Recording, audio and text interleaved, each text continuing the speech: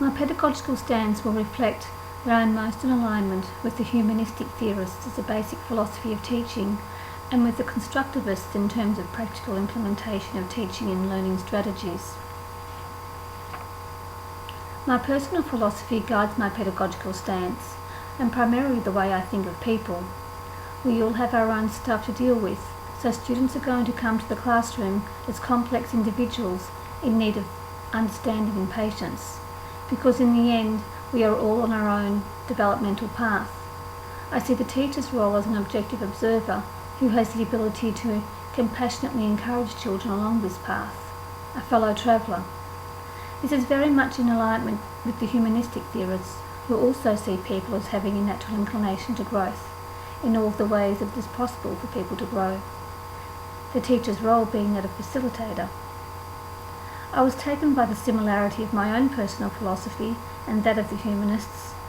My pedagogical stance being in its infancy, I am so far inclined towards the humanistic approach to education in general. I like the holistic view of the student and their belief that each child is an individual with their own predispositions which should be nurtured and developed. To disregard a child's natural tendencies and to impose something on them that is not innate, I feel, is asking for trouble. Why fight nature? Placing emphasis on all aspects of the child, the intellect, creativity, intuition and emotion, is satisfying all of their needs. I feel that this approach is based on respect and understanding for the individual and in turn will serve to encourage a positive classroom environment, as respect begets respect. It also ensures that students are engaged with their learning, which also enhances a positive classroom environment. And allowing students to be self-directed is giving them autonomy and providing for the development of their intellect. Particularly important, and also an aspect of my own philosophy, is the importance of knowing and understanding yourself, which provides enhanced opportunity for contentment. Discovering your strengths and using them to your advantage is powerful. Knowing and developing yourself requires reflection, or what Rogers calls presence. I firmly believe that teachers and students gain from reflective practice. The constructivists, most notably Hattie, give compelling evidence in my mind for adapting certain practices and help me to think in terms of how children learn.